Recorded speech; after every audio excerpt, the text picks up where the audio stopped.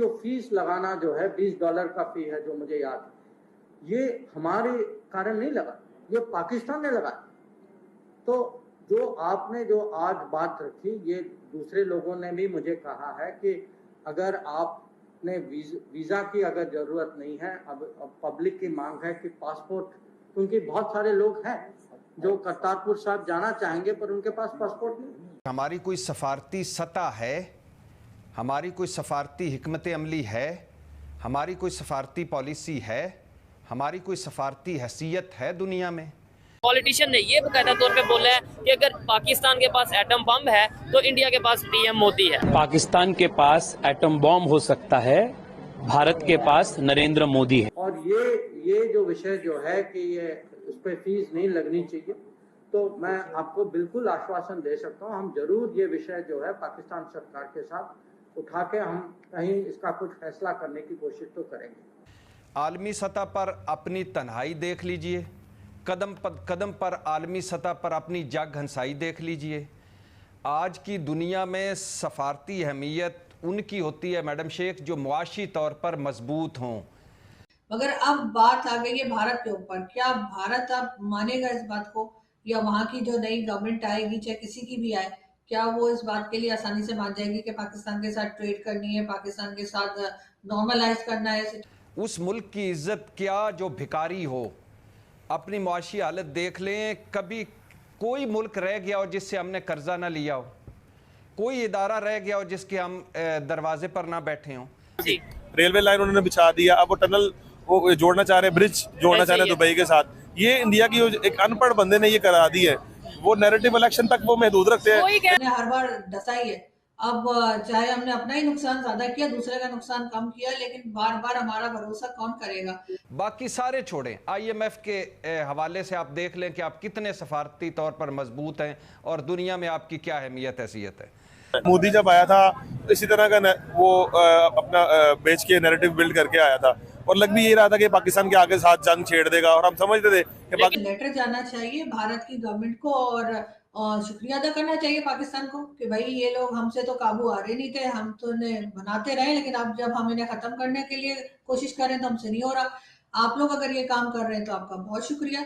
ना उन्होंने आगे वर्क किस पे किया है? मोदी जैसे अनपढ़ बंदे ने अपनी एजुकेशन पे रिफॉर्म्स की हैं, उन्होंने अपनी हेल्थ पे रिफॉर्म्स की हैं, उनमें अपना इंफ्रास्ट्रक्चर, आपने देखा रिसेंटली वो जो इंडिया के अंदर हुई हैं डेवलपमेंट्स इंफ्रास्ट्रक्चर। अदरवाइज तो ये इल्जाम तो पाकिस्तान की एजेंसीज पे लग जाना चाहिए कि 3 साल से आपके यहाँ 7 वाली कंट्री से लोग आके मार के जा रहे हैं, आप लोगों ने जो पाले पोसे उनको, और आपको पता ही कुछ नहीं लग रहा।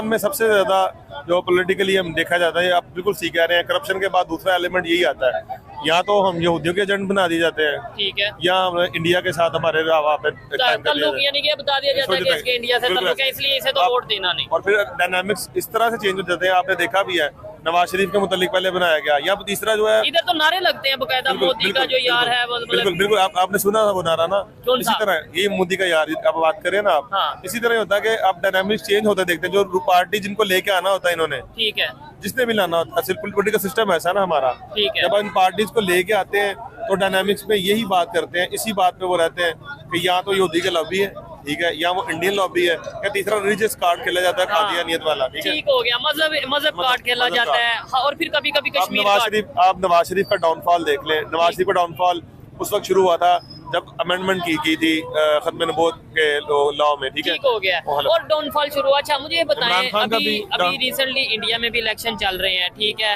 और वहाँ पे भी वैसे तो उनकी पब्लिक काफी हद तक जब हम उनसे बात करते हैं, डिस्कशन करते हैं, वो ये कहते हैं कि अब हम वोट जो है वो एजुकेशन की बेस पे, हेल्थ की बेस पे, डेवलपमेंट की बेस पे हम वोट देते हैं। लेकिन वहाँ पे भी कुछ पॉलिटिशियन देखने को आते हैं जो ये कहते हैं, खासतौर पे भी आजकल कांग्रेस के हवाले से पॉइंट आउट किया जा रहा है कि मतलब उन पे इल्जाम ये लगते हैं कि भाई इनके पाकिस्तान के साथ लिंक हैं। फिर उसके अलावा अगर देखा जाए, पॉलिटिशियन ने ये बकायदा तौर पे बोला है कि अगर पाकिस्तान के पास एटम पावर है, एटॉमिक बम है, तो इंडिया के पास पीएम मोदी है।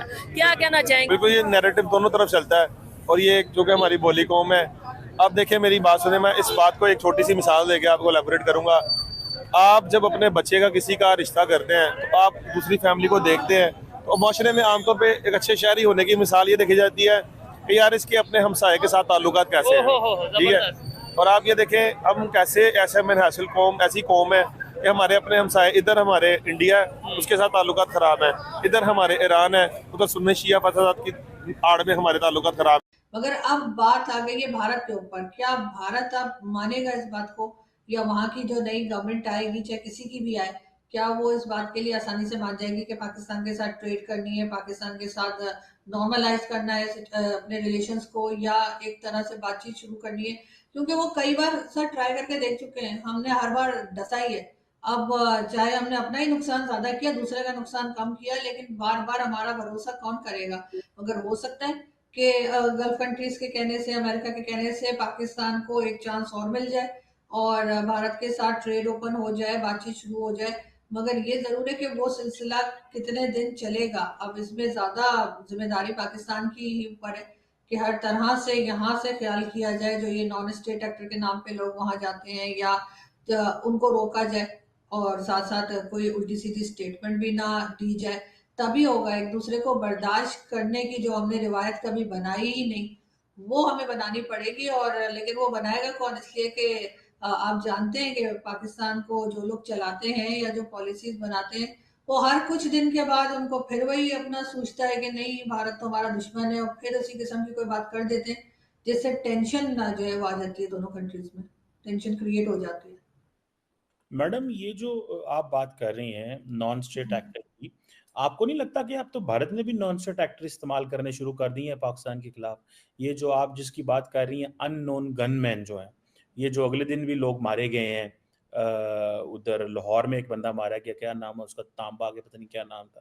सो ये जो है, how do you see this कि अगर कारोबार अब भारत अगर शुरू करना चाहिए या मतलब चीज़ें बेहतर होंगी, तो आपको नहीं लगता कि भारत को ये अननोन गनमैन जो है वो भेजने बंद करने पड़ेंगे? How do you see this? Sir पहली बात तो ये है कि भारत भेज रहा है, इस बात का कोई सबूत अभी तक हमें नहीं मिला। 3 साल से कहा जा रहा है कि ये अननोन गनमैन आ रहे हैं और लोगों को मार के जा रहे हैं। 20 के करीब लोग मारे गए 3 साल में, जो रिपोर्ट्स वगैरह या इधर उधर न्यूज़पेपर्स में जो आई हैं। तो 3 साल ये हमारी नंबर 1 एजेंसी कर क्या रही थी? इनको पता क्यों नहीं लगा? इन्होंने पकड़ा क्यों नहीं? और कोई भी आएगा भारत से आएगा, यहाँ पे लोगों को मारेगा और चला जाएगा। ये भी एक अजीब सी बात है कि हमारी एजेंसी को पता ही नहीं लगता है, वो 3 साल से आके लोगों को मार के जा रहे हैं। दूसरी बात, कौन सा वो बड़े किसी नेक लोगों को मार रहे हैं? वो उन्हीं लोगों को मार रहे हैं ना जिनके नाम ऑलरेडी लिस्ट के अंदर है, जो टेररिस्ट रहे हैं या जिन्होंने किसी भी दूसरी कंट्री में जाके नुकसान किया है। तो यहाँ से तो मेरे ख्याल है एक ऑफिशियल लेटर जाना चाहिए भारत की गवर्नमेंट को, और शुक्रिया अदा करना चाहिए पाकिस्तान को कि भाई ये लोग हमसे तो काबू आ रहे नहीं थे, हम तो इन्हें बनाते रहे, लेकिन अब जब हम इन्हें खत्म करने के लिए कोशिश कर रहे हैं तो हमसे नहीं हो रहा। आप लोग अगर ये काम कर रहे हैं तो आपका बहुत शुक्रिया। लेकिन अगर ये पाकिस्तान ये इल्जाम लगाता है तो फिर पाकिस्तान ये भी बताए ना कि एजेंसी उसको क्या कर रही थी, सो रही थी कि मटर छील रही थी? क्योंकि अब तो सर मटर भी बना